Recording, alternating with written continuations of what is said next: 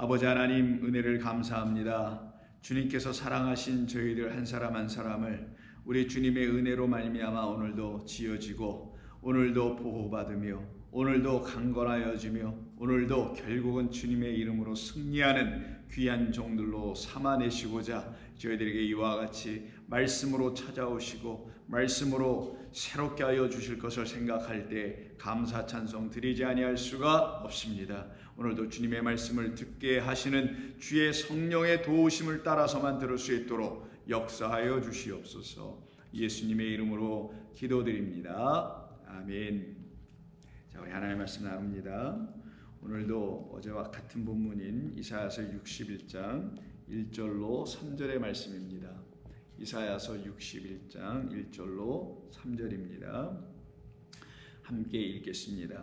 주 여호와의 영이 내게 내리셨으니 이는 여호와께서 내게 기름을 부으사 가난한 자에게 아름다운 소식을 전하게 하려 하심이라. 나를 보내사 마음이 상한 자를 고치며 포로된 자에게 자유를, 갇힌 자에게 노임을 선포하며 여호와의 은혜의 해와 우리 하나님의 보복의 날을 선포하여 모든 슬픈 자를 위로하되 무릇 시온에서 슬퍼하는 자에게 화관을 주어 그 죄를 대신하며 기쁨의 기름으로 그 슬픔을 대신하며 찬송의 옷으로 그 근심을 대신하고 하시고 그들이 의의 나무 곧 여호와께서 심으신 그 영광을 나타낼 자라 일컬음을 받게 하려 하심이라. 아멘. 자, 우리는 계속해서 이 본문을 가지고 우리 말씀을 나누며 주의 음성을 듣고 있습니다. 오늘도 이 본문 1절로 3절 중에서 우리 1절만 나누고요. 또 1절 중에서도 상반 부분인 주 여호와의 영이 내게 내리셨으니 이는 여호와께서 내게 기름을 부으사라는 그 부분만 우리가 나누겠습니다. 우리는 이 본문을 지난 이틀에 걸쳐서 계속 나누고 있었죠.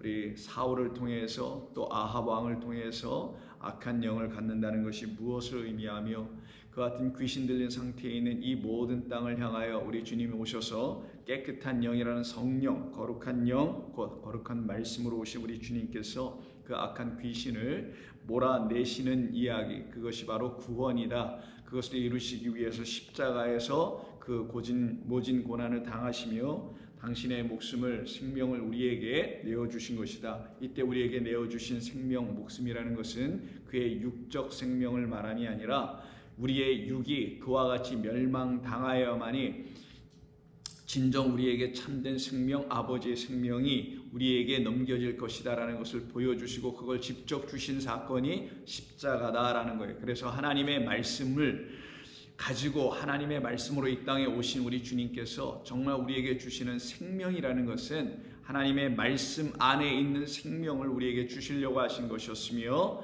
하나님의 말씀을 생명의 말씀으로 알아듣게 해주시는 주 예수 그리스도의 도우심을 통해서 우리가 하나님의 말씀을 들을 때야 비로소 우리 가운데 우리 안에 있었던 악한 말, 악한 영, 거짓된 말 그리고 거짓된 열매를 맺고 있었던 그 모든 것들이 우리 가운데서 회파되며 떠나가며 그리고 우리는 하나님이 주시는 새 영으로 지어짐을 받는 새로운 피조물들이 되는 것을 성경이 우리에게 약속해 주신 것이고요. 그 약속을 믿는 모든 자들에게 하나님께서 반드시 행하시는 일이 있는데 당신의 영을 구하게 하십니다. 왜냐하면 하나님의 영을 구하지 아니하고는 그 하나님의 약속이 우리 가운데 이루어질 수가 없거든요. 왜냐하면 그 약속은 우리 가운데 성령께서 오셔서 우리로 하여금 그 약속의 의미가 무엇인지를 깨닫게 해주시는 영으로서의 그 성령이 우리 가운데 그 일을 다하지 아니하면 우리는 그 약속을 감당할 수 없으며 약속 안에 담겨있는 언약을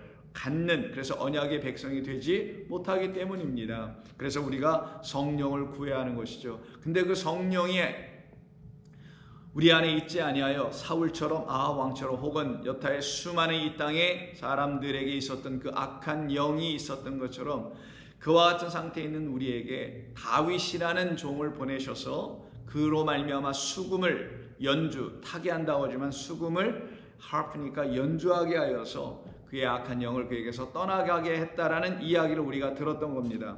그러면 연주를 했다라는 것이 무엇인가? 즉 수금을 탔다라는 말이 무엇인가? 이걸 오해하면은 정말 무슨 악기를 연주하면은 악한 영이 떠나간다는 것으로 생각을 할 수 있게 되겠고요. 아니면 이게 도대체 무슨 말인지를 알지 못하고 종잡지 못해 오리무중으로 빠질 수도 있게 되는 말씀이나 우리로 하여금 그 말의 의미가 무엇인지를 시편 우리가 어제 나눴던 49편에서 우리에게 알려주셨죠. 고라 자손이 이스라엘 백성들과 함께 성전에 올라가서 함께 찬양하고 기도하며 주님을 알아가는 과정에서 그가 알려준 말, 뭇백성들아 들으라는 거였던 것입니다. 무엇을? 하나님의 지혜의 말씀을 들으라. 그리고 그 지혜의 말씀으로 새롭게 지어진 내 마음 안에서 깨달은 그 깨달음, 그걸 갖다 명철이라고 하죠. 그 명철로 하나님의 말씀을, 율법을 다시 백성들에게 들려줄 때 그 소리를 듣고 그 소리에 귀를 기울이라. 근데 그 소리는 어떤 과정을 통해서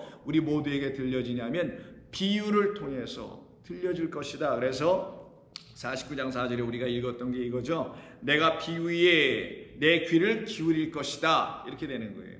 바로 우리가 하나님께서 주신 이 모든 천지동산, 이 창조, 이 모든 것이 뭐라고요? 알고 보니까 다 하나님께서 그 안에 담아놓으신 비밀인 당신, 곧 영, 그것을 우리에게 알려주시고, 그 영은 생명입니다. 영 따로 생명 따로 말 따로가 있는 게 아니에요. 내 말은 영이요, 내 말을 영으로 들려지게 할 것이며 내 말은 그 영을 통하여 생명을 하게 할 것이라는 게 우리 주님의 말씀이잖아요.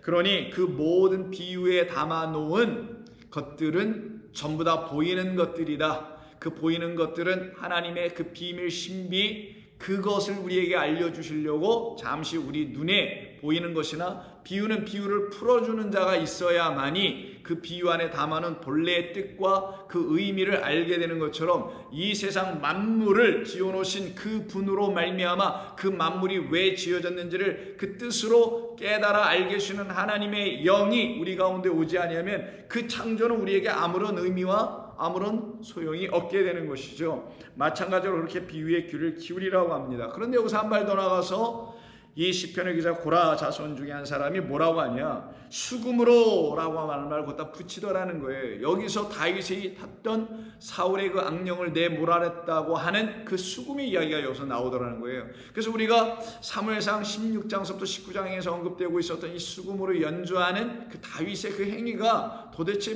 무엇인지 아리송했었거든요. 그런데 성경은 성경이 풀어준다고, 성경은 성경이 답해준다고, 이렇게 시편 49편에서 친절하게 우리에게 말을 해주더라는 거예요. 여기서도 만약에 수금만 나왔더라면 이게 뭔 말인지 또 못 알아들을 수 있었을 텐데, 알고 보니 이미 그 앞에 비유다라고 하더라는 거예요. 그럼 수금은 무엇이냐? 하나님의 말씀을 우리에게 진리로 깨닫게 알게 해주는 도구라는 거예요. 그 도구가 뭐냐? 비유했다라는 거예요. 그 도구가 뭐냐? 지어놓으신 모든 거라는 거예요. 그래서 지어놓으신 모든 걸 통해서 가르쳐 주시려고 하는데 그걸 알아듣지 못하니까 하나님께서 우리에게 급기야 당신의 아들 그리스도 예수님을 우리에게 보내주셔서 모든 비유로만 말씀하시게 한 겁니다. 왜 그러냐면 이 보이는 모든 것들이 다 비유였기 때문에. 그래서 하나님, 우리 주님께서 오셔서 하나님이 지으신 첫째 하늘과 첫째 땅이 무엇을 위하여, 무엇 때문에 우리를 위해서 주신 것인지, 만드신 것인지, 창조하신 것인지를 그 자체가 비유니 당신도 그거를 풀어줘야 되니 내가 그래서 비유로 말한다. 무엇을 풀어주시기 위해서? 우리의 손에 넘겨주신 율법이라는 진리를 담고 있는, 생명을 담고 있는 이 말씀, 성경 말씀을 우리에게 풀어주시기 위해서 비유로 말씀하셨다라는 거예요. 그래서 그 비유로 말씀했다는 그 비유와 짝을 하고 있는 게 시편 49편 4절에서 수금인 거예요. 그러면 다윗이 지금 사울에게 뭔가 연주를, 그 수금을 했다는 건 뭐겠어요? 수금, 성경이라는 말, 비유를 가지고 그 다윗에게 사울에게 잘못 가르쳐 알려줘 그가 그대로 취하여 그의 안에 갖고 있어서 거짓된 말 상태로, 악한 말 상태로 갖고 있는, 그래서 악한 영이 되어 있는 그거를 제거해주고 몰아내게 해주는 참된 말씀을 주기 위해서 하나님의 율법 성경을 가지고 사실은 뭐했다? 연주했다라는 겁니다. 근데 이게 연주해서 될 일인가요? 연주가 아니죠. 결국은 뭐예요? 비유로 말하는 거죠. 그럼 이 땅에 오셔서 비유로 말하는 분이 누굽니까? 다윗은 수금을 타 사울의 악령을 내보내는 것으로 미리 보여준 것이나, 그게 무슨 말인지 잘 몰랐는데 그 다윗의 후손으로 오신 누구? 우리 주 예수 그리스도는 수금을 탔다는 얘기가 신약성경 어디를 공간 보고서 어디를 들여다봐도 나오지 않잖아요. 그 말은 우리 주 예수님은 수금을 타는 다윗의 후손으로 오셔서 뭘 연주하셨다? 수금을 연주하는 게 아니라 이 하나님의 말씀을 어떻게 해요? 연주해 줬다라는 거예요. 그럼 하나님의 말씀을 어떻게 연주해? 이게 악기가 아닌데, 그 말은 하나님의 말씀을 어떻게 해요? 풀어주셨다라는 뜻입니다. 이 율법 성경을, 즉 온 세상에 지어오는 뜻, 그 뜻과 이 성경에 담은 뜻은 일치하고 같은 것인데 이것을 우리에게 풀어 알려주신 것이다. 그걸 갖다가 다윗이 그 수금을 연주한 것이며, 또한 우리 주 예수 그리스도는 우리에게 오셔서 이 수금으로, 즉 성경으로 연주해 주셨다는 거예요. 그 말은 이 성경을 풀어주셨다는 겁니다. 이 성경이 우리에게 있으나 이걸 연주해 줄 자가 없었단 말이에요. 다른 말로 하면 이걸 풀어줄 다윗, 그리고 연주해 줄 다윗, 곧 다윗의 자손으로 오실 그리스도가 없었단 말이에요. 근데 아시잖아요. 약속의 자손, 약속의 후손을 우리에게 약속해 주셨지 않습니까? 그래서 저와 여러분 성도들은 누가 이 말씀을 풀어주실 것인가? 그게 요한계시록 5장에 있는 누가 이 인을 떼어줄 것인가? 그 떼어주다가 아노이고, 그 아노이고를 시편 49편 오묘한 말로 풀어줄 것이다. 즉 이 말을 가지고 이 성경을 수금을 가지고, 이게 성경 수금이에요. 그래서 수금으로 오묘한 말, 감춰진 말. 왜? 빛이 비춰져서 아직 어두워. 뭔지를 잘 모르겠어. 그래서 너무 어려운 진리, 감추어진 보화, 그 진리를 이 수금으로 어떻게 한다고요? 풀어내주겠다, 열어주겠다. 그게 인을 떼는 이야기죠. 그래서 성경은 이렇게 조화로운 거예요. 이렇게 서로 구약과 신약이 화음을 맞춰서 조화롭게 우리에게 가르쳐주고 있는 것입니다. 율법이 복음을 만나여 조화가 이루어지고, 이 어두움이 빛이신 그리스도 예수를 만나야 조화로워지는. 그럼 어둠은 누군가? 저와 여러분이죠. 우리가 만나야 될 분은 그리스도 예수예요. 우리 주님이십니다. 그렇게 만날 때 온전한 소리를 내기 시작해요. 성경이 드디어 온전한 소리, 진리의 말씀을 내놓게 되면 우리가 그 진리의 소리를 듣게 되니 우리도 온전한 말을 할 수가 있죠. 그것을 놓고 선한 말을 하는 것이다라고 합니다. 그래서 우리가 어저께 나눴던 마태복음 12장에 있는 그 귀신, 보지 못하고 말하지 못하는 귀신을 내어 쫓는 이야기는 바로 그와 같은 상태에 있었던 우리에게 우리 주님 오셔서 마치 다윗이 하프를, 수금을 연주하여 사울의 악령을 내보내듯이 바리새인들 안에 있는 그 거짓된 영으로 말미암아 지배받아서 거짓된 말, 비진리를 갖고 있는 그들에게 오셔서 그들을 온전케 해주시는 성령을 넣어주시는 이야기. 그래서 성령으로 그들을 참된 말로 그들에게 주시는 이야기입니다. 그렇게 그 하나님의 성령을 갖는 자들이 누구예요? 성도입니다. 하나님의 영을 갖는 사람들은 성도예요. 그들을 놓고 교회라고 합니다. 그래서 교회 한 사람 한 사람이, 성도 한 사람 한 사람이 교회이며, 그 성도 한 사람 한 사람이 모여 있는 것이 또한 교회죠. 그래서 세상에서 유일하게 하나님의 말씀을 갖고 있는 데는, 진리를 알려줄 수 있는 데가 교회이어야만 하는 것입니다. 그런데 이 교회라는 이 곳이 세상 여타의 기관이나 단체나 종교와 똑같은 비슷한 비스무리한 말 정도만 하고 있다면, 그것이 어찌 하프를 연주해서, 수금을 연주해서 진리를 들려주려고 하시려고 오셨다고 하는, 우리 성경을 풀어서 우리에게 하늘을 열어주시려고 하셨다는 우리 그리스도를 만난 교회라고 할 수 있겠으며, 그리스도를, 그 교회, 우리 하나의 몸된 교회 머리가 되어 계셨다고 말할 수가 있겠는가라는 게 우리가 가져야 될 문제 제기인 것입니다. 성도와 교회는 이런 문제 제기를 스스로에게, 그리고 우리가 속해 있는 교회에게 할 줄 알아야 하는 거예요. 나는 그렇게 나에게 오신 우리 주님께서 이 성경을 마치 다윗이 수금을 연주하여 악령을 내몰아주는 것처럼, 수금 연주하면 오묘한 소리가 들리겠죠. 화음이 들리겠죠. 그러나 성경을 풀어주시면 화음이 들리는 게 아니라 생명의 말씀이 들리게 되어 있는 거예요. 그거를 들려줌으로 말미암아 나라는 사람이 그 생명을 갖고 있는 사람인가, 우리가 속해 있는 이 교회가 그 생명을 전해주는 이야기며 생명을 갖고 있는 교회인가, 아니면 그렇지 않은 이 세상과 다를 바가 없는 그런 곳인가, 이런 문제제기, 도전적 문제제기가 우리 가운데 반드시 있어야 되지 않겠어요? 그래야 살아나는 것입니다. 좋은 교회 성도 여러분은 그런 성도들이 되어야 되시는 거예요. 이곳에서 누가 말씀을 전하든 간에, 여러분들에게 어떻게 하나님의 말씀이 선포되든 간에 그렇게 문제제기를 스스로에게 하며, 그리고는 성령을 구하여 성령의 도움으로 깨달아 갈 줄 아는 성숙된, 그걸 우리 성숙이라 합시다, 자라난, 그리스도에까지 자라난 그런 성도들의 삶의 모습인 겁니다. 그래서 하나님께서 우리에게 교회를 주신 겁니다. 그럼 교회는 시작 자체에서부터 어떤 일이 벌어집니까? 오순절에 성령이 임하여 그들이 방언을 하기 시작하네요. 방언으로 시작된 게 교회였던 거라는 걸 우리는 놓쳐서는 안 됩니다. 그럼 이 시대 모든 교회가 다 방언해야 되나? 은사주의 오순절 계통의 교회만이 교회가 되어야 되는 것이고 나머지는 또 가짜인가? 그런 말은 아니겠죠. 우리 교회 성도님들은 그렇게 들을 분들도 없겠지만, 그러면 성경에서 왜 교회라는 것이 시작되게 되는 그 출발점에, 시작점에 왜 그 사도들 120명의 성도들이 마가의 다락방에서 기도했다는 그 사람들이 왜 방언하며 길거리 나와가지고 그때 오순절 때 온 각처에서, 온 다른 나라에서 온 다른 나라 언어를 하고 있는 그들에게 그들이 쓰고 있는 언어라는 그 말로, 그게 방언이었다고 하는데 뭔가를 얘기할 수 있게 된 것인가? 그래서 그 교회가 세워졌던 것인데 왜 그런 교회는 방언 같은 것으로 시작된 것인가? 그것을 깨달아 알았던 사도 바울이 방언은 무슨 신비주의적인 것도 아니며 신비한 어떤 은사 영적 체험으로 끝나서 될 일도 물론 아니거니와, 그런 것들로 치부하여 영적 구원이, 영적 교만, 영적 더 나아가서는 그것이 계속 어느 날 또 끊어져서 없어지면 영적 우울감, 영어로 spiritual depression이라는 용어가 있어요.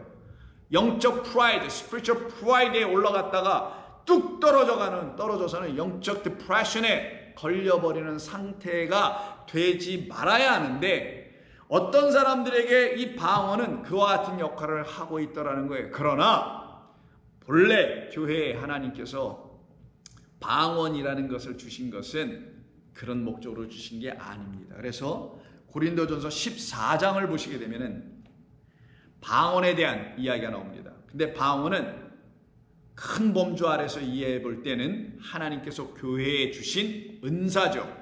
성도, 이 사람에겐 이런, 저 사람에겐 저런, 이건 달란트라는 어떤 기능적 역할을, 교회를 겉으로 일어나가기 위해서 어떤 사람을 가르치는 거, 어떤 사람은 재능이 있고 이런 걸 말하는 것을 말하는 게 아니라, 지금은 방언이라는 것을 하나님의 영적 은사로 우리가 말하는 것입니다. 그럼 하나님께서는 이 방언이라는 것을 왜 우리 교회에, 이 시대 교회, 초대교회 등등의 교회에 왜 주신 것인가?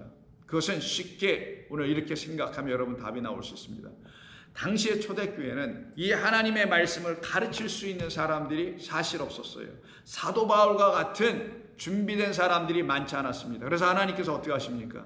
직접 다메섹을 향하여 가고 있는 그를 스탑 시켜가지고 그냥 당신의 종으로 사로잡아 버리잖아요.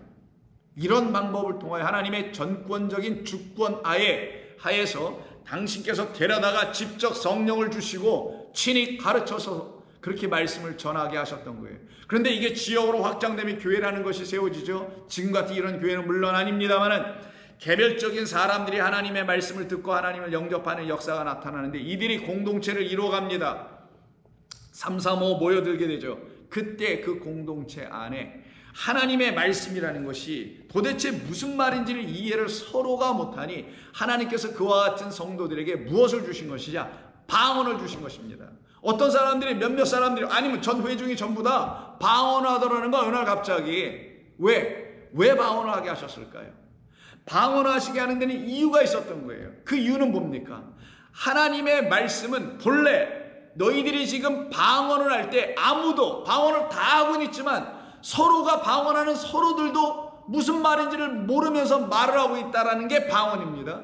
그 방언을 하게 하심으로써 내가 너희들에게 준 이 하나님의 말씀이라는 성경 66권은 마치 지금 너희들에게는 방언처럼 알아듣지 못한 상태의 성경을 갖고 있는 것과 다름이 없다라는 걸 1차적으로 알려주는 겁니다. 그것을 깨달아 알게 됐던 사도 바울이 이런 얘기를 14장에서, 고린도 14장 7절에서 수금과 같은 이야기를 하게 되는 거예요. 혹 필이나 검은 고와 같이 생명 없는 것을 생명 없는 것이 소리를 낼 때 그 음의 분별을 나타내지 아니하면 피리 부는 것인지 검은 것 타는 것인지 어찌 알게 되리요. 바울이 지금 비유를 써서 말하는 겁니다. 피리나 검은 거, 이거 검은 건 잘못된 번역이고 옛날 번역이나 아마 그런 것 같은데요. 이게 구약에 나와 있는 수금이에요. 하프입니다. 피리를 불건 하프를 연주를 하긴 하는데 이것이 생명 없는 이 검은 거나 피리는 생명이 없잖아요. 그냥 이건 악기 그냥 그런 거잖아요. 근데 그것이 생명 없는 것이 소리를 내고는 있어요. 자, 이게 왜 바울이 왜 이런 말을 쓰냐? 자, 피리와 검은 거 뒤에 가면 나팔 이런 말이 나옵니다. 이 모든 건 뭐를 말하냐? 성경을 말하는 거예요. 자, 기억하시죠? 구약에 있는 시편 49편. 수금은 하나님의 말씀, 이 성경 자체를 말하는 거예요. 피리, 나팔, 검은 거 이렇게 돼 있다라는 이 모든 것들은 하나님의 말씀 자체를 말하는 거예요. 근데 피리나 검은 거나 수금이나 뭐 나팔이나 이것도 다 무생물체죠. 그건 살아있는 게 아니잖아요. 식물이나 동물이나 사람 같지 않잖아요. 그냥 무생물체입니다. 생명이 없어요. 그렇게 생명 없는 것이 소리를 내기는 해요. 그러면 이 생명 없는 것이 소리를 내는데 소리는 들리긴 하는데 이 소리가 검은 고 소리인지 피리 소리인지 이게 무슨 소리인지 알아듣지 못하면 생명 없는 소리를 계속 내는 것과 다름없는 것이 될 것이다. 무엇이? 피리나 검은 고가. 그 말은 성경이 보세요. 얘가 무생물체잖아요. 종이에다 쓴 돌판에서 쓴 이런 성경이 마치 검은 고와 피리와 같은 것인데 이게 바울의 비유예요. 이 생명 없는 것처럼 보이는 이것이 소리를 내는데 어떻게? 생명 없는 것이 소리를 내긴 하는데 이 소리가 무슨 소리인지 이 성경이 내는 소리가 무슨 소리인지 알지 못할 때는 이 소리가 성경이 내는 소리, 말, 음성이 생명을 주지 못하는 소리, 음성만 계속 말할 거라는 거예요. 마치 뭐처럼? 생명 없는 검은 고나 피리가 내는 소리처럼.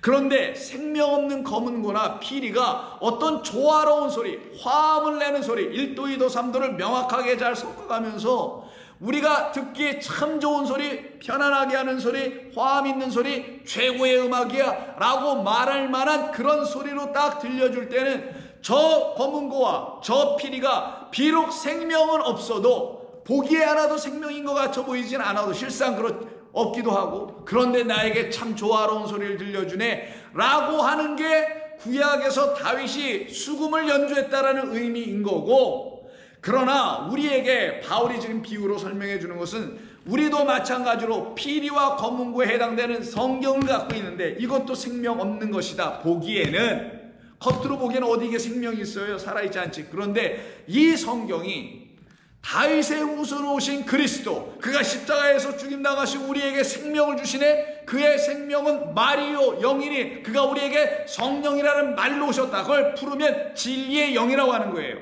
성령이라는 말씀으로 오셔서 우리에게 그 말을 다시 들려주기 시작하네. 그가 하프를 연주하듯이 그가 하나님의 이 성경의 말씀을 풀어주기 시작하네. 그럼 이 성경이 비록 겉으로 보기엔 생명 없는 것 같아 보여도 안으로 풀려지는 소리를 들으니 모두가 생명이었더라. 전부가 생명이었다는 뜻이에요. 이걸 지금 7절에서 말하고 있는 겁니다. 그 상황을 알지 못하고 있는 우리들에게 하나님의 말씀이, 이 성경이 생명으로 들려지지 않고 있는 우리들에게는 어떤 것으로 들려지는 거냐? 알아듣지 못하는 소리로만 들려진다 해서 성도들에게 뭘 전부 다 하게 한 거냐? 방언을 전부 다 하게 했던 겁니다. 그래서 모 교회, 어떤 교회, 어떤 성도님들, 우리 교회도 그러겠습니다만은 방언을 한두 번씩 해봤던 거예요. 전교인이 한 번에 한 적도 있는 것이고. 그러나 방언으로 끝인가요? 아닙니다. 그거는 뭐라고요? 내가 생명 없는 소리를 여전히 듣고 있구나 라는 걸 가르쳐 주는 거예요. 그게 방언의 목적이었던 거예요. 근데 성령이 임한 상태에서 방언하면 그게 오순절 사도행전 2장이죠. 성령이 각 사람 위에 불의 혀처럼 임하네요. 그리고 나서 말했더니 사람들이 알아들어요, 못 알아들어요? 그때는 알아듣지 않습니까? 성령이 임하지 않은 상태에서 방언을 하게 되면은 그는 아무도 못 알아듣는 생명 없는 소리를 나는 여전히 이 성경을 통하여 듣고 있다라는 걸 교회가 고백하게 만들어 놓은 겁니다. 8절을 보세요. 만일 나팔이 하지 못한 소리를 내면, 좀 전에 생명 없는 소리를 하는데 이때 나팔을 비유해서 다시 바꿨습니다. 나팔로 다시 바꿔서 바울은 뭐라고 하냐, 분명하지 못한 소리를 내면 누가 전투를 준비하리요. 그러면 이 나팔 곧 성경이에요. 성경이 우리에게 분명한 것, 이게 진짜야, 이거 진리를 얘기하는 거예요. 진리를 얘기하지 아니하면 그게 무슨 소리를 낸다 할 수 있겠느냐. 성경이 우리에게 참된 말을 해주지 못한다면 세상의 다른 저타의 종교와 그들이 갖고 있는 경전을 풀어주거나 그들이 갖고 있는 철학으로 이 세상을 관조해보며 말해주고 있는, 그래서 이 세상을, 인생은 이렇게 사는 겁니다 라고 가르치고 있는 그들과 무슨 차이가 있겠는가. 어쩌면 그들보다 더 못할지도 모르다라는 거예요. 그러나 분명한 소리를 내면 전투를 준비하듯이 분명하게 이 성경을 통하여 진리의 말씀을 들으면 우리는 전신갑주를 입게 될 것이다 라는 거예요. 그래서 전신갑주의 키워드는 뭡니까? 생명의 말씀을 입는 거예요. 이와 같이 너희도 9절. 그럼 이 앞에 있는 검은 거, 피리, 나팔은 비유고, 진짜 말하고 싶었던 건 바울이 하는 게 뭐예요? 이와 같이 너희도 혀로서, 혀를 가지고, 이게 tongue입니다. tongue을 갖다 뭐라고 합니까? spiritual tongue에서 방언이라고 하는 거예요. 자, 기억해 두시고, 혀로서 알아듣기 쉬운 말을 하지 아니하면, 결국 무슨 말? 여전히 이 tongue을 가지고 spiritual tongue, 방언을 계속 하기만 한다면, 그래서 서로가 못 알아들어, 서로가 이해를 못하고 누구도 이해시켜주지 못하고 있다면 이는 허공에다 말하는 것이라. 즉 혀를 가지고 계속 알아듣지 못하는 방언을 말하면 안 된다라는 걸 말하는 겁니다. 그러면 혀로서 성경을 진리로 말하지 아니하면 성경이 말하는 것을 어찌 알 수 있겠는가? 이와 같은 말을 하고 있는 거예요. 그러면 이 나팔, 검은 고, 그리고 피리를 동원하여 바울이 지금 말하려고 하는 것은 성경인 것이었는데, 그것의 비유는 성경이었는데, 이 성경이 우리에게 진리를 말해주지 아니하면 이 성경이 무슨 뜻을 가지고 우리에게 무슨 소리를 내주려고 하는 건지 우리가 알아들을 수가 없을 것이다. 그래서 10절에 이같이 세상에 소리의 종류가 많으나 뜻없는 소리가 없는 것과 마찬가지로, 그러므로 내가 그 소리의 뜻을 알지 못하면 내가 말하는 자에게 외국인이 되고 말하는 자도 내게 외국인이 되어 서로 소통이 되지 않게 된다는 거죠. 그러므로 너희도 영적인 것을 더욱 사모하라. 그럼 어떻게 하겠어요? 영적인 것, 자, spiritual tongue, 방언이 하나님이 주신 영적인 것, 신령한 것입니다. 그 신령한 것을 한번 주셨어요. 그럼 이 신령한 것을 갖고 여기에 멈추지 말고 더욱더 신령한 것, 더욱더 영적인 것을 사모하라. 그럼 방언 다음에 영적인 것이 뭘까요? 이 방언이 뭔지를 알게 해주는 말을 해주는 것, 방언을 풀어주는 것, 성경을 풀어주는 것, 방언을 통역해주는 게 더 영적인 것, 이걸 사모하라는 거예요. 그러므로 13절에 방언을 말하는 자는 통역하기를 기도하라 라고 한 겁니다. 방언 상태에 있지 말고 그걸 통역하라. 방언 상태로 듣고 있었던, 방언처럼 말하고 있었던 이 성경을 이제는 풀어주는 것, 이게 통역이잖아요. 그럼 성경을 알아들을 수 있도록 풀어주는 것. 왜? 이 성경은 마치 외국어처럼 우리에게 들려지니 우리말로 읽기는 읽으나 외국어처럼 들려줄 수밖에 없도록 못 알아듣고 있으니 이걸 누군가가 와서 풀어줘야 될 거 아니야. 그 풀어줄 수 있는 것을 구하라. 그럼 누구겠어요? 학자의 혀를 구하는 것밖에 없는 거고, 그게 성령 그리스도예요. 방언을 주신 분에게 방언을 풀어달라고 기도해야 되겠죠. 그럼 이게 뭘로 들리는 거예요? 방언이 풀려지면 그때 비로소 이 말씀이 예언으로 들리는 겁니다. 그럼 방언을 통역해서 우리에게 주면 그걸 뭐라고 해요? 그걸 예언이다라고 하는 거예요. 세상 접신하는 자들이 박수무당이나 하고 있는 사람들이 말하는 그런 방언은 내일에 대한 방언, 내일에 대한 예언 같은 것들이라, 성경이 말하는 예언은 이 하나님의 말씀을 방언으로 듣게 하지 않고, 못 알아듣는 말, 분명하지 않는 말, 생명 없는 소리로 듣게 하지 아니하고 생명 있는 말씀, 알아듣는 진리, 그와 같은 말씀으로 들려지게 하는 것, 그거를 뭐라고 한다? 그걸 예언이라고 한다. 그럼 예언은 언제를 향한 것인가? 미래를 향한 것인가? 아니오시다. 예언은 이 방언을 들은 그 순간 지금 현재를 향하여 말하고 있는 거예요. 현재 누구? 이 세상이라는 현재가 아니라 현재에 있는 내가 있어야 세상도 있으니 나라는 존재하고 있는 나를 향하여 하나님께서 말씀하시는 거예요. 그때 우리가 듣는 것이 진짜 예언. 어떤 예언? 하나님의 말씀이 풀려 들리는 것, 생명의 소리로 들리는 것, 조화로운 말씀으로 들리는 것. 그래서 검은고는 악기이기 때문에 화음을 주지만, 조화로운 음을 주지만, 성경은 무엇을 준다? 말씀이기 때문에 생명을 준다. 왜? 예수께서 말씀으로 오셨으니 그가 우리에게 주신 게 또 뭐예요? 생명이다. 그 생명 준다는 걸 확인하고 알려주시려고 십자가 지신 거. 십자가에서 당신의 생명을 주심으로 하나의 그것도 표적, 진짜 생명 주시러 오셨다는 걸 알려준 거고, 주실 수 있는 분은 당신 예수님밖에 없다는 걸 보여준 사건이 십자가 사건인 거예요. 그래서 14장 2절에서 방언을 말하는 자는 사람에게 하지 아니하고 하나님께 하나니 이는 알아듣는 자가 없기 때문이다. 왜냐하면 그 방언은 영으로 비밀을 말하고 있기 때문이다. 다 이렇게 명확하단 말이에요. 이게 무슨 말인지 이해하셨어요? 다시, 방언을 말하는 자는, 못 알아듣는 말을 계속 방언의 은사를 받아서 하는 교회와 성도는 사람에게 하는 게 아니다. 그럼 누구에게 해요? 그 방언을 알아들을 사람들에게 할 거라는 거예요. 이해하셨어요?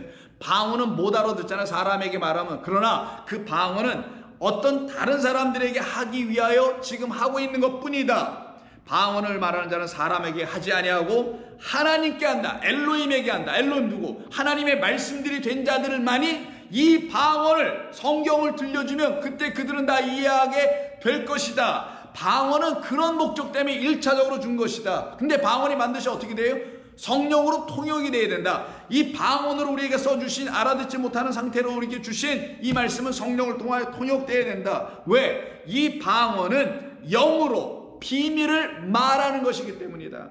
그래서 알아듣지 못하는 말로 인간의 눈에 다 잠궈버린 것이다.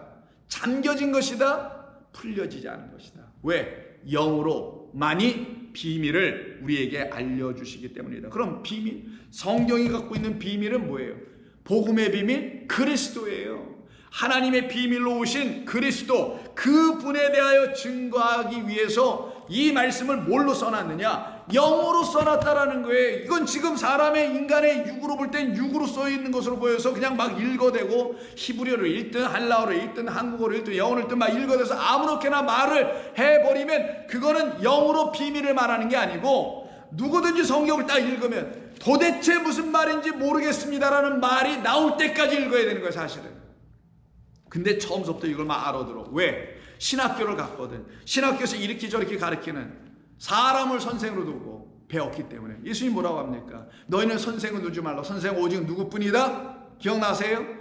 예수님 그리스도뿐이다. 그리스도는 그 진리의 영, 진리의 영만이 너희들을 가르쳐 줄 뿐이다. 그러니 이 말은 처음부터 사람이 눈에 볼 때는 알아듣는 인간의 문자로 써졌으니 알아들을 것만 같은데, 풀어줄 것만 같은데, 사실은 바울이 뭐라고 합니까? 이건 영이야. 이건 사람이 육으로 아무리 들여다봤자 육적 존재는 이해할 수 없어.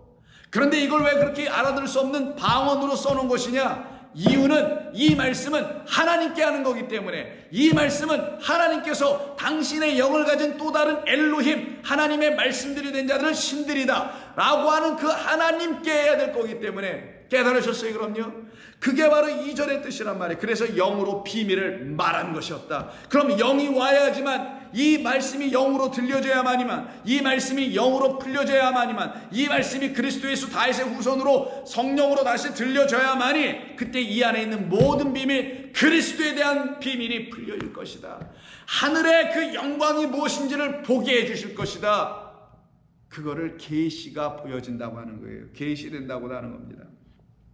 그러므로 3절에서 그러나 예언하는 자는 사람에게 말하여 턱을 세우며 견면하며 위로하는 것이다.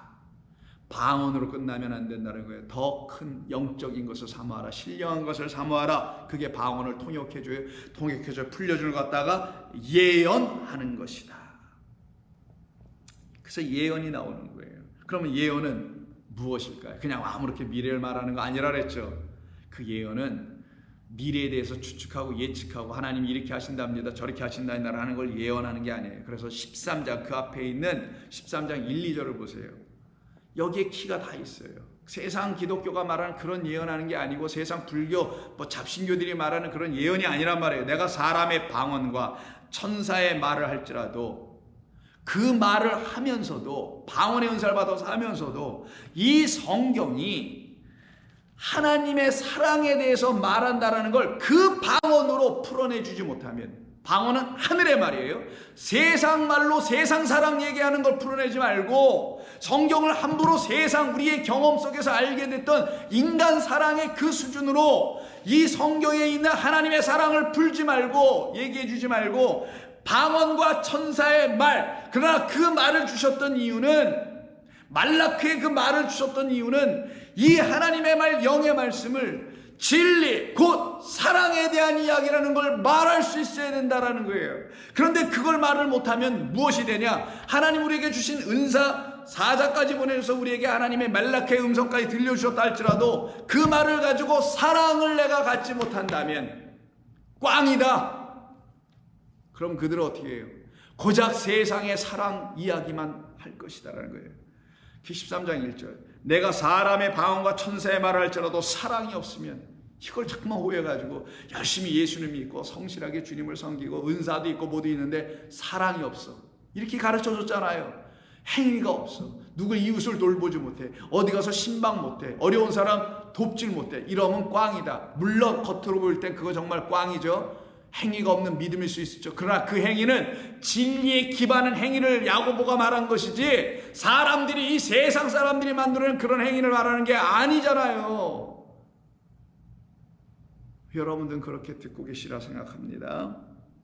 사랑이 없으면 소리만 내는, 울리는, 소리 나는 구리와 울리는 꽹과리, 여기서도 이미 썼단 말이에요.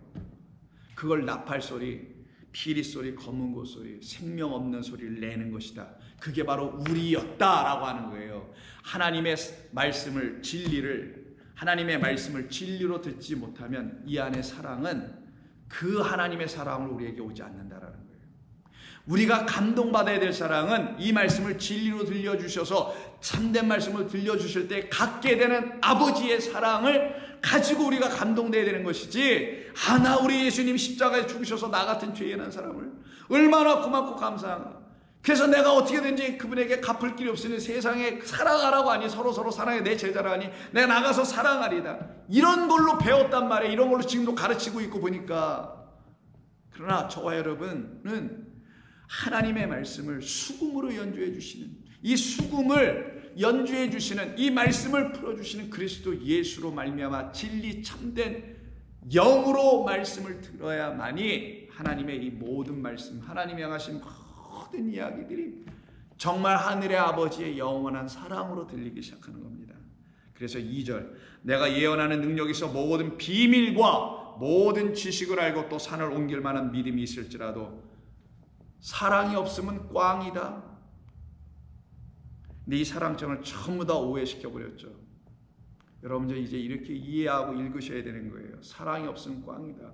그래서 소위 사랑장이라고 고린도서 13장을 생각하는데, 사랑이 없으면, 그 말은 하나님의 말씀을, 성경을 하나님의 사랑으로 말하지 못하면, 진리라는 참된 사랑의 이야기로 전해지지 않으면 이건 정말 꽝이다라는 거예요. 무엇을 해도. 그래서 방언을 주신 겁니다. 이해하셨죠? 교회가 왜 방언하는지. 그 방언은 하나님께서 우리에게, 우리는 하나님의 말씀을 우리 스스로 깨달을 수 없다라고 못 박아주시는 은사로 못 박아주시는 것이었으면 그것을 은사로 우리에게 준 거예요.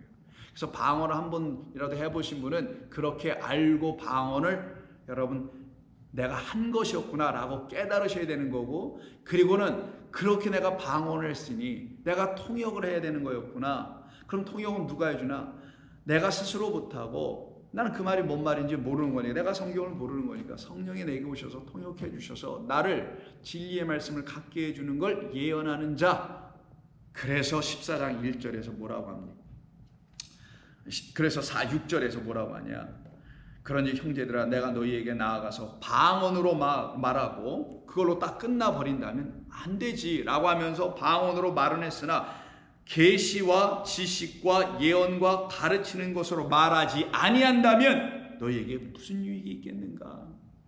사도라는 사람이 방언을 한다고 하는데, 어떤 성도가 방언한다고 하는데, 그가 그 방언이라는 하나님의 말씀을 하나님이 보여주신 것 계시, 그래서 갖게 된 지식, 그래서 갖게 된 예언, 이게 다 같은 말이에요. 이것으로 갖지 아니하면 너희에게 무엇이 유익하리요? 그래서 여러분 아시잖아요. 사도행전 2장 18절에 보면 베드로가 첫 번째 설교를 하잖아요. 방언을 받고 나가서 사람들이 알아듣는 말로 하면서 뭐라고 합니까? 요엘서를 인용하면서 내가 그날의 때가 되면 내 남정과 여정에게 내 영을 부어주리니 그들이 다 뭐 한다고 합니까? 예언하리요. 영을 받아야 예언하는 거예요. 성령을 받아야 이 말씀을 방언으로 말하지 않고 성령을 받아야 이 말씀을 뭐로요? 예언할 수 있다. 즉 풀어 읽을 수 있게 된다는 거예요. 그래서 성령을 구하라고 했던 거예요. 죽든 살든 그냥 깨나 죽거나 사나 죽거나 여러분과 저는 날마다 성령을 구하는 겁니다. 그래서 방언으로 말하는 것이 아니라 우리는 이제 예언하는 자들이 되어야 되는 거예요. 그래서 신비주의니 은사주의니에서 떠나야 되는 거예요. 왜? 그건 이것조차도 다 비유니까, 표적이고 은사 자체가 다 표적이었으니까. 그럼 그들은 어떻게 합니까? 14장 1절 처음에 이렇게 시작하고 말해요. 사랑을 추구하며, 이들은 드디어 사랑을 추구하며 신령한 것들을 사모하게 되며 특별히 이렇게 얘기해 바울이 예언을 하려고 하라. 그 말은 미래 점치라는 게 아니죠. 그래서 spiritual pride, 영적 자만심이나 빠지게라는 게 아니라 이 성경 수금을 연주할 줄 알아야 한다는 거예요. 누구처럼? 우리 주 예수 그리스도처럼. 왜? 우리가 그의 제자들이니까요. 제자들이 스승처럼 돼야 되죠. 스승과 같아야지. 그의 정말 스승이 제자라면은. 그래서 사도행전 1장 이후에 성령을 받고, 그리고 이들이 방언하죠. 그리고 나가서 선포합니다. 11절 보면 여러 언어로 막 선포하죠. 그때 우리가 다 우리의 각 언어로 하나님의 큰 일을 말함을 듣는도다.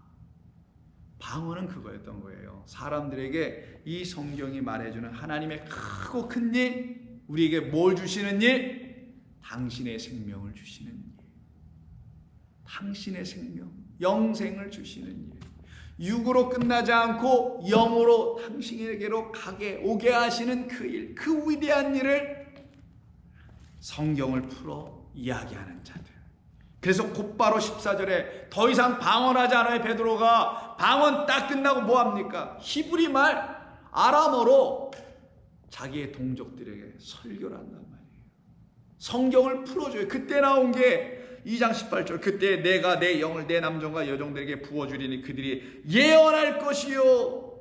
이 말을 하는 거예요. 그래서 이게 뭐냐? 전부 다 하나님의 징조, 표적들을, 방언들을, 성경을, 비유를 우리에게 풀어주실 영을 내 남종과 여종에게 요엘서를 통하여 그 선자에게 약속하신 대로 부어주신다고 한 그대로 이제 우리들에게 부어주셨다. 그걸 뭐라고 하냐? 그 부음을 받은 사람 한 사람 한 사람을 교회라고 한다. 그래서 교회는 반드시 그 영을 또 받게 되겠죠. 그래서 방언하고 그리고 통역하고 그리고 예언하게 되는 거예요.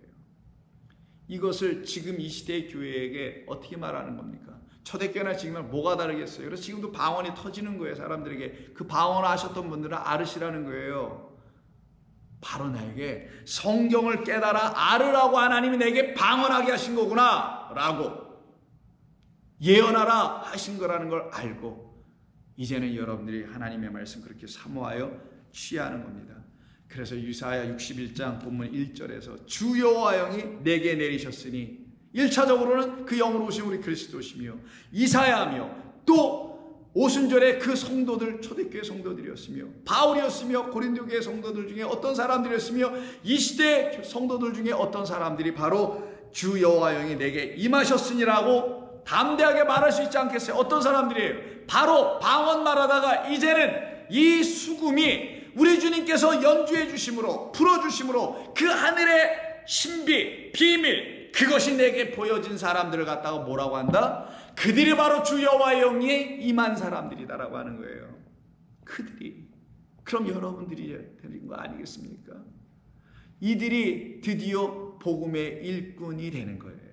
그래서 그 밑으로 쭉 나온 게 가난한 자에게 복음을, 이런 말이 쭉 연결되는 복음의 일꾼들이 되죠. 그래서 우리 주님께서 이 땅에 오실 때 당신이 주 여호와의 영으로 오셨다는 걸 알려주려고 세례받는 그때에 요한복음 1장을 예를 들어서 보게 되면 32절에 요한이 또 증언하여 이르되 내가 보매 성령이 비둘기같이 하늘로부터 내려와서 그의 위에 머물렀더라. 나도 그를 알지 못하였으나 나를 보내어 물로 세례를 베풀라 하신 그이가 나에게 말씀하시되 성령이 내려서 누구 위에든지 머무는 것을 보거든 그가 곧 성령으로 세례를 베푸는 이인 줄 알라. 여러분, 브리스길라와 아굴라가 고린도 교회에서 말씀을 전할 때 저기 알렉산드리아 지역에서 거기는 학문의 거장들이 모여있는, 그때 당시 알렉산드리아에는 세계에서 유일하게 거대한 도서관이 있었어요. 그래서 거기는 많은 유대인 학자들도 내려와서 책을 뒤져보며 연구하고 모든 좀 공부깨나 책깨나 좀 읽는다고 하는 옛말로 선비들은 다 모여있는 곳이 바로 이 알렉산드리아, 이집트의 상부 지역이에요. 하브라고 합니다. 거기를 우리 그쪽 지중해로 흘러가서 지도상에서는 북부지만 상부지만 거기에서 모여서 그걸 하고 있었던, 그 지역에 살고 있었던 아볼로라는 사람이 이 고린도 지역을 오게 돼요. 근데 그가 와서 설교를 하고 이렇게 들어보니까 어떤 세례만 받았냐면 요한의 세례만 받은 자처럼 말을 하더라는 거예요. 그거를 누가 알았느냐? 요한의 세례를 넘어서 그리스도 성령으로 세례를 받아, 그래서 영으로 성경을 깨달아 이거를 풀어 검은 고소리, 피리소리, 나팔소리, 생명 없는 것 같은 소리를 내는 것 같지만 이 성경을 가지고 소리를 내니 생명의 소리를 내고 있는, 영을 갖고 있는 브리스길라와 아굴라는 이 두 내외가 들어보니 뭔가 한 끗 부족해. 요즘 말로 2% 부족해. 아니 완전히 없어. 뭐가? 그리스도 성령이 없어. 즉 그 성령이 비둘기처럼 그리스도 예수에 임했던 그 성령이 120년 문도에도 임했고 그 위에 수많은 사람들이 임하여 가는데 지식만 갖고 있었던 아볼로에게는 세례 요한의 세례밖에 없었다라는 것을 사도행전 18장인가에서 말하는 것을 여러분 아실 겁니다. 그에게 어떻게 합니까? 집으로 데려가서 하나님의 말씀을 다시 가르쳐. 뭐예요? 그 아볼로에게는 이 말씀이 방언으로밖에는 안 들렸다라는 거예요. 그래서 그는 방언했다라는 겁니다. 그런 걸 통역으로 풀어줘야 되겠죠. 그게 브리스길라 아굴라, 그들을 갖다가 학자의 혀라고 하는 거예요. 그가 듣고서는 깨우쳐요. 아, 그거였구나. 그리고는 그가 정말 유대인들에게 가서 다시 복음을 전하니 유대인들을 그 진리의 말로 이기더라. 이걸 그리스도인의 승리라고 하는 겁니다. 성도님 오늘도 승리하십시오. 집사님 오늘도 승리하십시오. 뭘 승리하라는 거야 도대체? 그 말을 주지도 않고서는. 주고서나 승리하라고 그래야지. 그래서 33절에서 누구 위에든지 머무는 것을 보거든. 그럼 누구 위에든지란 말이 키워드 아니에요? 여기 이 사건에서는 예수님 위에요. 그걸 하나님의 아들이라고 해요. 그럼 저와 여러분이 하나님의 아들이면 저와 여러분에도 그들이 바로 누구 위에든지 성령이 임한 것을 반드시 볼 거 아니겠냐고요. 성령이 임한 사람들끼리는 그가 곧 성령으로 세례를 베푼다라고 합니다. 그럼 예수님께 성령을 베푸시죠. 그 성령을 베품으로 그 말씀을 깨달아 알아 다시 성령을 가진 브리스길라, 아굴라, 바울 같은 사람들에서 또다시 성령으로 세례를 받죠. 베드로에서 성령으로 세례받는 사람들이 그 백부장 고넬료의 집에 있는 사람들 아니었습니까? 이와 같이 계속 성령으로 세례를 주네. 그들 갖다 하나님의 아들이라고 하는 거예요. 이것으로 오신, 이 일로 오신 우리 주님께서 성령을 아직 받지 못한, 육으로만 이 말씀을 여전히 방언으로 깨닫고 있어서, 방언으로만 갖고 있어서 선생 노릇은 하고 있는데 하나님께로부터 온 그 말씀을 가르치지 못하고 있는 선생, 그를 갖다가 이스라엘 선생이라고 하는 니고데모를 우리 주님께서 결국 밤중에 만나십니다. 10절 예수께서 그에게 대답하여 이르시되 너는 이스라엘의 선생으로서 이런 것을 알지 못하느냐? 이런 것, 수금, 비파 이런 거 알지 못하느냐? 이런 검은 거 피리 소리 알지 못하느냐? 나팔 소리 알지 못하느냐? 물어본 거예요, 예수님께서. 넌 여전히 방언만 하고 있네. 너도 못 알아듣는 이야기를 너희 형제와 자매들에게 알려주려고 얘기하고 있네? 라는 거예요. 근데 이 말이 어디서 나온 말이에요? 니고데모에게, 그에게 성령이 없음 때문에 나온 말 아니냐고요. 그래서 하신 말씀이, 너 성령 없으면, 너에게 성령이 없으면 넌 거듭날 수 없어. 새로 날 수 없어. 눈을 못 떠. 그 나라 못 봐. 그 나라 못 들어가. 아버지의 나라 못 들어가. 이 세상 나라 보이는 나라에 그냥 너 여기서 끝나. 뭘로? 육으로 왔다 육으로 끝나. 그냥 다시 흙으로 돌아갈 수밖에 없어. 그러나 너희는 아니다. 내가 온 것은 너희를 그렇게 보내려고 온 것이 아니다 라고 하셔서 5절에 예수께서 대답하여 이르시되 진실로 진실로 내게 이르노니 사람이 물과 성령으로 나지 아니하면 하나님의 나라에 들어갈 수가 없느니라. 육으로 난 것은 육이야. 내가 육으로 나 상태에서 이 육의 세상을 보면 그냥 육으로만 남게 돼. 그러나 내가 그 영의 비밀을 가르쳐주는 그리스도로 말미암아 영으로 나게 되면 이 세상 모두가 영으로 보이게 돼. 이 3차원의 세계가 하나님의 차원으로 다시 보이게 돼. 내가 내게 거듭나야겠다는 말을 이상하게 놀랍게 여기지 말라. 바람이 임의로 불매 내가 그 소리를 들어도 어디서 와서 어디로 가는지 알지 못하나니 성령으로 난 사람도 다 그러하니라. 다 그러하니라. 그래서 하나님 우리 주님께서 이 땅에 그 성령을 그 영의 말씀으로 쓰여진 이 말씀, 이 비밀을 우리에게 알려주려고 성령으로 오신 거예요. 그래서 당신이 우리에게 약속해 주신 대로 성령 주시겠다고 합니다. 16장 13절 그러나 너희들에게 진리의 성령이 오시면, 그 말은 진리를 전해주는 성령이죠. 다른 말로 하면 진리라는 성령, 성령이 우리에게 진리를 말씀해 주지 못하면 그건 악령. 성령이 이 성경 수금을 온전히 우리에게 연주해 주지 않으시면 이 말씀은 그냥 악한 말로만 우리에게 전해져 인간의 교훈으로만 떨어져서 교회나 열심히 짓고 조직화하고 교단 만들고 세를 불리고 뭐 초교파에 또 초교파 교단을 또 만들고 이와 같은 일만 계속 반복하거나 이 세상이 내놓은 어떤 윤리 가치 기준에 그것이 옳으니 그르니 거기다가 표를 하나 던지거나 있거나 그것이 잘못됐니 잘됐니 그거 갖고 왈가왈부하며 논쟁하는 그 진흙탕 속에 같이 뛰어드는 일 이상 그 이상을 못하게 돼 있어요. 근데 지금 보십시오. 세상을 지금 교회들이 그런 짓들을 하고 있잖아요. 그러나 진리의 영은 우리에게 그런 짓 하게 하지 않습니다. 진리의 성령이 오시면 그가 너희를 이 모든 것이 다 뭐예요? 그래서 모든 진리 가운데라는 거예요. 이게 다 진리다.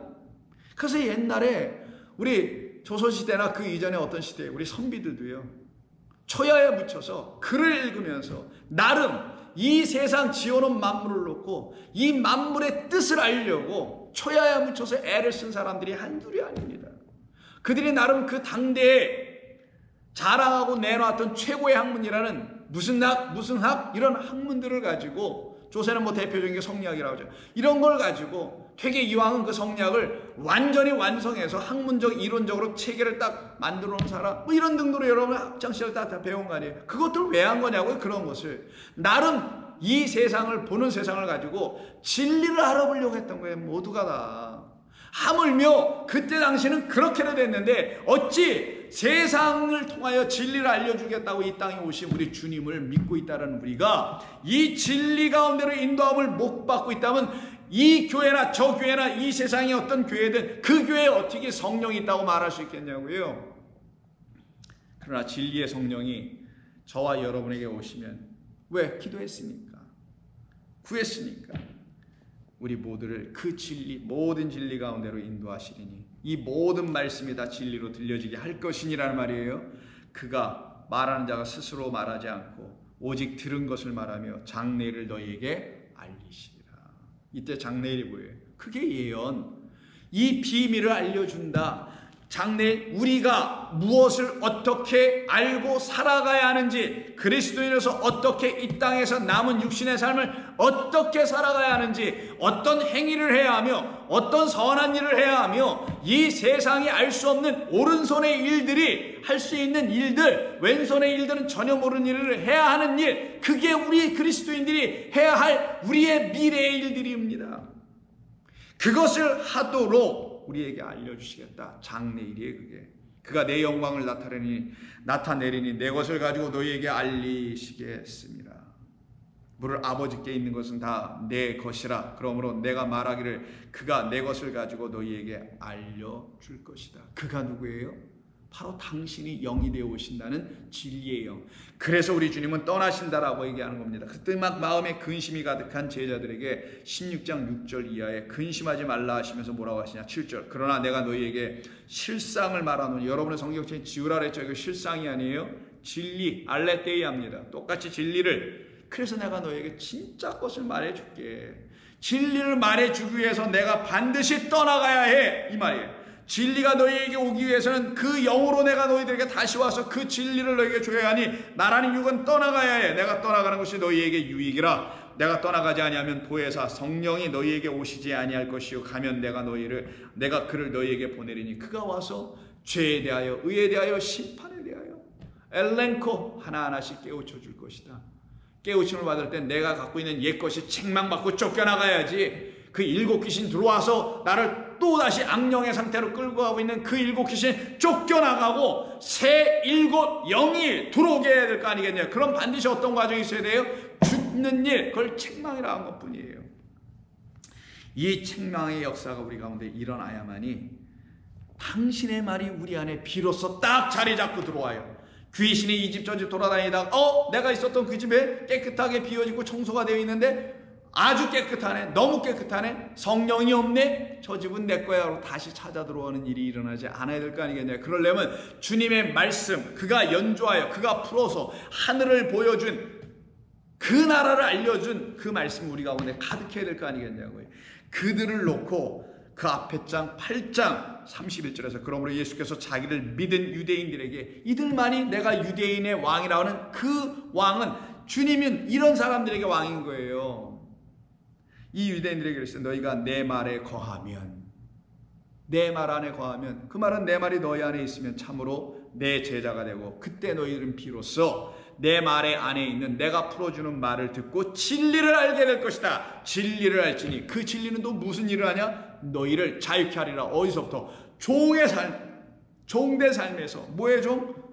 뭐 말할 필요가 없죠. 수없이 말했으니까. 세상의 종, 율법의 종, 교회의 종, 인간의 종, 사람의 가르침의 종, 종교의 뭐 등등 여기에 종된 그 가르침들로부터 너는 완전히 자유케 되리라. 내 말이 너희 안에 있으면 그렇게 된다는 말씀을 해줍니다. 그러니 그 말은 뭐라 그랬어요? 영이라 그랬죠. 이 말은 다 영이에요. 이걸 영으로 못 읽으니까 육으로 읽었던 것뿐이고 방언으로 읽었던 것뿐이지만 영으로 읽으면 이게 예언이 되죠. 알게 되죠. 그래서 고린도후서 4장에서 이런 말씀을 하는 겁니다. 7절. 주는 영이시니 주의 영이 계신 곳에는 자유함이 있느니라. 얼마나 멋져. 이거 사람들이 많이 암송하는 거죠. 근데 이게 뭔 말인지 알고 암송해야죠. 그 방언이 풀려지고 그 말씀 성경이 풀려져서 예언이 되고 이 말씀이 내게 진리가 되는 거, 그때 돼서 이 말씀이 내게 뭐가 돼요? 아, 이건 영이었구나. 이 영에는 그리스도 진리, 나에게 생명 주는 말씀, 사랑의 이야기가 있구나. 사랑 왜? 나 같은 죄인, 나 같은 흉엄을, 나 같은 악한 자를 용서할 뿐만 아니라 영으로 만들어 하나님께로 데려가신다는 이런 사랑의 얘기가 세상에 또 어디 있나. 근데 이 사랑의 얘기를 어떻게 알게 돼? 이 말씀을 진리로 들을 때만이, 참되게 들려주실 때만이 내가 알게 되었다라는 거예요. 그러니 사랑이 없으면이라는 말은 그 앞에 전제될 게 진리가 없으면이란 말이고, 진리가 없기 전에는 뭐가 없었던 거냐? 예언이 없기 때문에. 예언이 없다는 건 방언 통역이 없기 때문에, 방언 통역이 없었다는 건 내게 방언이 없었기 때문이라는 거예요. 그 말은 내가 이 말조차도 읽어보지도 않고 있기 때문이라는 겁니다. 읽어봐야지. 옛날 선비들도 초야에 묻혀가지고 책을 땀이 나도 일어나지 않고 읽었던 그런 뚝심을 가지고 나름 진리를 알았다고 하는데, 어찌 성도가 이 말씀을 도외시하며 무시하며 읽지 않으며 고작해야 이렇게 하루에 한 번 보내주는 설교, 이것도 길다고 해서 듣지도 않고 중간에 듣다 끊어버리거나 이런 일을 해서야 되겠느냐고요. 성도가 하나님의 말씀을 읽어야 이게 정말 첫째는 내가 방언으로 은사라도 받을 거 아니겠냐고요. 하나님의 말씀을 읽는 게 방언 은사란 말이에요. 지금의 이 교회에게는. 그때 하나님께 구하게 될 거 아니냐고. 그들만이 구할 수 있는 거, 그 다음 단계로 넘어가는 거예요. 주님 통역 좀 해주세요. 그래, 이 말이 이런 뜻이었단다. 아무아무게 얼마나 힘들었니? 예언해 주시네요. 그거를 알려주는 말이, 그걸 깨달았던 사람들이 주님은, 당신은 영이시군요, 주님은 영이시군요 라고 한 거예요. 주님은 이 말씀 곧 영이셨군요. 당신이 이 말씀이셨군요. 당신은 이 말씀 영으로 우리에게 오신 분이었군요. 그러니 주의 영이 계신 곳에는, 주의 말씀이 내게 들려질 때는 나에겐 뭐라고요? 내가 그 안에 거하고 그 영의 말씀이 내 안에 있겠죠? 그럼 나는 뭐예요? 진리를 갖겠죠? 진리가 뭐 한대요? 바울은 자유케 한답니다. 요한은 자유케 한다고 했어요. 근데 바울은 뭐라고 그래요? 그 영과 그 진리는 같은 거니? 똑같이 뭐라고 해요? 주의 영이 계신 곳에는 진리가 내 안에 계시니, 방언이 아닌 예언의 말씀이 내 안에 계시니 자유가 있느니라. 근데 이 말을 무엇 때문에 말하는 거냐면 12절 이하로 말하는 모세의 구약 이야기 때문에 이 말이 나오는 거예요. 왜 그러냐면 고린도 교회 교인들이 여전히 주의 영 안에 거하지 못해. 여전히 방언만 하고 있어요. 여전히 몰라. 그래서 말하는 겁니다. 그 상태를 뭐라고 하냐? 13절부터 우리는 모세가 이스라엘 자손들에게 장차 없어질 것에 결국을 주목하지 못하게 하려고, 장차 없어질 건 뭐예요? 보이는 것을 말해요. 보이는 것, 이것을 다른 말로 하면 율법과 성경과 세상과 그리고 등등의 것, 보이는 것들, 이 땅의 모든 것, 이런 건 다 장차 없어질 것이에요. 근데 대표적인 게 뭐예요? 율법이에요. 눈에 보여 써준 거, 그걸 받으러 올라갔다가 내려올 때 어떻게 해요? 그의 얼굴이 너무 광채가 나니까 수건으로 얼굴을 가린 역사가 있었잖아요. 그걸 놓고 바울이 설명해 주는 거예요. 그게 왜 있었던 건지 압니까? 라고 고린도 교인들에게 설명해 주는 겁니다. 그럼 우리 좋은 교회 교인들 한번 들어보란 말이에요. 이게 무슨 말인지. 이게 왜 우리가 방언에서 예언할 수 있는 사람으로 넘어갈 수 있다는 말과 무슨 관계가 있는 것인지, 주의 영이 우리 가운데 온다는 게 이 말과 무슨 관계가 있는지 한번 들어보자고요.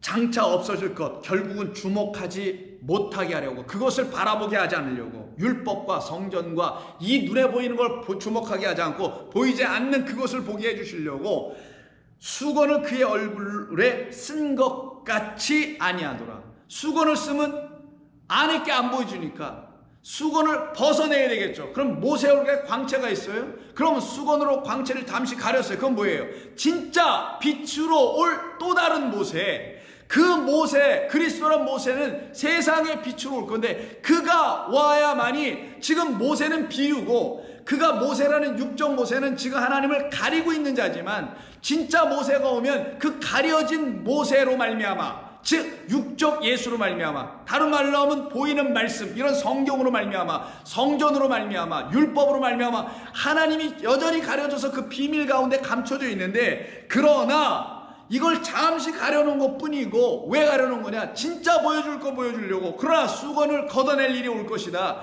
그 겉의 것이 우리에게서 떠나갈 일을 행하실 그분이 우리에게 오실 것이다. 누구? 예수님. 그가 오셔서 우리에게 써있는, 우리의 눈에 가려져 있는 그거를 걷어내 주실 거다. 이걸 얘기하는 거예요. 그러나 그들의 마음이 완고하여 오늘까지도 구약을 읽을 때, 성경을 읽을 때 이거예요. 구약밖에 없으니까 당시에는 이 성경은 우리에게 그리스도를 증거하는 책이 있는데, 이걸 읽을 때 뭐라고 합니까? 수건이 그들의 마음을 가렸대. 마음은 뭐 하는 거? 누시니까 깨닫는 거. 그 수건은 무슨 역할을 하는 거예요? 나팔, 검은고, 피리, 이런 수금 등등의 역할을 하고 있다는 거예요. 그것이 뭐예요? 제껴지지 않았네, 벗겨지지 않았네. 그것이 뭐예요? 수금으로 하면 연주되지 않았네 라는 것과 같은 말이에요. 다른 말로 하면 그 모세 어떻게 되는 거예요? 느보산에서 떠나지 죽지 않았네. 그 예수 어떻게 되는 거예요? 십자가에서 죽었다는 의미가 기독교인들에게 지금 무슨 말인지 알아듣지 못하고 있네, 이런 말인 겁니다. 그가 떠나야만이, 율법이 떠나야만이 눈에 보이는 걸 주목하는 우리의 습성, 인간의 육이 눈에 보이는 것만 주목하고 있는데, 그것을 보지 못하도록 그가 눈에 보이는 걸 우리에게서 완전히 떠나게 하고 눈에 보이지 않는 영원한 걸 보여주시기 위해서 주님이 오신 것이다.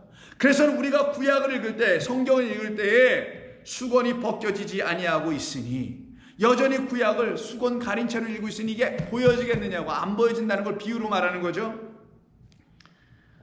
그 수건은 언제 없어질 것이냐? 그리스도 예수 안에서 없어질 것이다. 그리스도 안에서만 없어지는 거다. 그리스도는 진리의 영, 성령, 그 안에서만 열려지고 없어질 것이다. 오늘까지 모세의 글을 읽을 때 수건이 그 마음을 덮었도다. 여전히 덮고 있구나. 이 성경이 여전히 사람들에게 깨우쳐지지 못하고 있구나. 그러나 은혜의 하나님께서 우리에게 주신 건 뭐예요? 내게로 오라. 회개. 내게로 다 돌아오라. 가던 길 멈추고 돌아오라. 그러나 언제든지 주께로 돌아가면 그 수고는 벗겨지리라. 할렐루야. 이게 복음입니다. 얼마나 감사한 말씀이에요. 그 말에 붙은 게 주의 주는 영이시니. 돌아가니 뭐예요? 주님이 영인 걸 알았어. 나는 수건으로 육으로 문자로 하나님을 보려고 했는데, 세상으로 하나님을 보려고 했는데 그게 아니었구나. 그리스도로 세상을 보고 그리스도 예수로 성경을 봐야지. 그가 이거를 연주해 주시고 풀어주셔야, 그가 세상이 뭔지를 알려주셔야만이 내가 비로소 그 세상에도 묶이지 않고 율법에도 저촉되지 아니하며 언제든지 그 수건에서 벗겨져서 주님이 내게 영이시라는 것을 알게 되고 그 영이 내 안에 계시니 수건은 벗겨지고 나는 자유하게 되네. 어떤 자유? 진리의 말씀으로 사랑 안에 있다라는 사실을, 하나님의 사랑 안에 있다는 사실을 알게 되네. 18절, 우리가 다 수건을 벗은 얼굴로 거울을 보는 것 같이 주의 영광을, 수건을 쓰고 거울 보면 거울에 내 모습이 안 비춰지잖아요. 그게 아니라 이제는 수건을 벗고 얼굴을 볼 때 내 얼굴이 분명히 드러나는 것처럼 수건으로 덮여진, 즉 우리 인간의 눈으로 의해서 덮여져 버렸던 이 말씀이 우리의 눈에 있는 그 비늘이 벗겨질 때, 수건이 벗겨지는 것이 벗겨지면 그 말씀은 어떻게 돼요? 반듯한 얼굴로 광채를 비치는 말씀으로 우리에게 보일 것이다. 그때 우리가 뭘 봐요? 주의 영광을 보는 거예요. 그래서 말하기를 우리가 다 수건을 벗은 얼굴로 거울을 보는 것 같이 주의 영광을 보매 그와 같은 형상으로 변화하여 영광에서 영광에 이르니 곧 주의 영으로 말미암느니라. 감사하죠. 그러면 우리는 진리가 우리 가운데 들어왔을 때 자유케 되고 주의 영이 계신 곳에서 자유케 되니 우리 주님이 오셔서 우리에게 주려고 했던 것은 영과 진리였다라는 겁니다. 그게 말씀, 물을 우리에게 마시게, 생명수란 당신을 마시게 하려고 했다는 이유죠. 그래서 요한복음 4장에서 수가성의 그 우물가에 만난 그 여인에게 뭐라고 합니까? 영과 진리 안에서, 내 영이 있는 곳에서, 내 말, 그 말은 영이요 진리인 그 말 안에 있는 곳에서 너희는 참된 예배를 드릴 거야. 그 말은 우리 안에 있으니 우리 안에 그 영과 진리가 있을 때 그것을 갖고 하나님께 예배하죠. 그래서 23절, 아버지께 참되게 예배하는 자들은 영과 진리로 예배할 때가 오나니 곧 이때라. 아버지께서 자기에게 이렇게 예배하는 자들을 찾으시는 게 아니라 아버지께서 자기에게 이렇게 예배하는 자들을 영과 진리로 당신도 예배한다고 되어 있단 말이에요. 그러니 이게 일치가 되죠. 호몰로게어가 되죠. 당신이 영과 진리로 우리를 예배하고 우리를 당신의 영과 진리를 우리에게 주셔서 그것으로 우리 하나님을 예배할 수 있는 자들, 그들을 놓고 진정 자유한 자다. 이런 사람들에게만 수금이 연주되어 들려지는 거예요. 조화로운 음으로 그들의 영혼을 기쁘고 평안하고 쉬게 해주는 말씀으로 이 말씀이 수금처럼 연주되어 들려지는 겁니다. 그러니 그들은 하나님의 말씀이 날마다 나에게 깨어나서 내게 들려져야 한다는 걸 아는 사람들 아니에요. 매일매일 매 순간. 그래서 시편 57편 8절에서 7절에서 이 시편을 기록했던 다윗의 시라고 하는데 다윗이 이렇게 얘기합니다. 하나님이여, 내 마음이 확정되었고 내 마음이 확정되었사오니 내가 노래하고 내가 찬송하리로다. 내 영광아 깰지어다. 비파야 수금아 깰지어다. 내가 새벽을 깨우리로다. 여기서 왜 갑자기 잘 이해할 수 없는 영광아 깨는 건 또 뭐며 비파와 수금아 깰지어다 여기서 왜 할까요? 이제 우리는 알 수 있죠. 비파와 수금, 곧 하나님의 말씀이 깨어나 연주되어, 누구에 의해서? 우리 주 예수 그리스도라는 성령에 의해서 연주되어 이 말씀이 그에 의해서 풀려질 때 나에게 비춰주려고 하나님의 영광은 깨어나, 문이 열리니까 쫙 깨어나, 아침에 일어나면 깨어나서 문을 활짝 열듯이 깨어나 그 영광의 빛이 우리에게 비춰져. 영광아 깰지어다. 어떻게? 비파와 수금이 깨어남으로, 하나님의 말씀이 깨어남으로 내가 그 은혜와 진리라는, 은혜와 하나님의 사랑이라는 그 안에 있다라는 영광받은 영광의 백성의 사실을 알게 해주는 것. 그리고 뭐예요? 내가 새벽을 깨우리로다. 새벽, 이걸 가지고 어떤 목사님께서 책을 썼죠. 내가 새벽을 깨우리다라는 그 책을. 그분이 깨운 그 새벽은 이런 새벽이 저는 아닌 걸로 알고 있습니다. 그분은 다른 차원의 새벽을 깨우신 것 같아요. 이 세상의 새벽을. 성경은 그 새벽이 아닙니다. 새벽은 말씀 전에도 한번 새벽기도 때 말씀드렸죠. 밤과 낮의 아침의 사이에 있는 거라고. 중보자라고. 새벽별, 즉 우리 주님을 말하는 거라고. 내가 우리 주님을 어떻게 한다고요? 깨우리라. 나에게 그 영을 주실 그분을 내가 깨우리라. 나는 날마다 그에게 구하고 그를 찾고 그를 두드리라. 구하라, 찾으라, 두드리라. 그리하면 너희에게 주실 것이요, 열릴 것이요, 찾을 것이라. 기도하겠습니다. 그들만이 하나님의 참된 백성입니다. 그들만이 하나님에 의해서 정말 깨어난 자. 한 군데만 더 볼게요. 그래서 이사야 50장에서 전에 한번 읽었던 4절. 여호와께서 학자의 혀를 내게 주사 나로 곤고한 자로 자를 말로 어떻게 도와줄 줄 알게 하시고 아침마다 깨우치시되. 이걸 새벽을 깨운다고 하는 겁니다.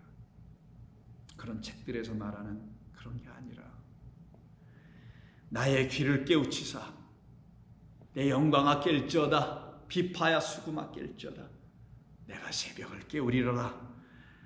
아침마다 나를 깨우치사 나의 귀를 깨우치사 학자들 같이 알아듣게 하시도다. 기도합니다. 아버지 하나님 고맙습니다.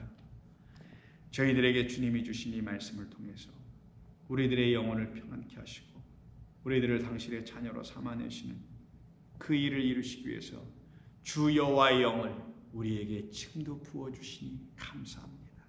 그 주 여호와의 영으로 이 땅에 오신 우리 주님을 찬송하며 감사드립니다. 그 주 여호와의 영으로 오신 우리 주의 영이 내 안에 계시니 나는 이제 자유합니다. 성도들에게 이 자유를 주셨사오니 그들의 진리와 영 안에서 영과 진리 안에서 주님을 평생토록 예배하며 살아가게 도와주옵소서. 우리 주님 예수님의 이름으로 기도하옵나이다. 아멘.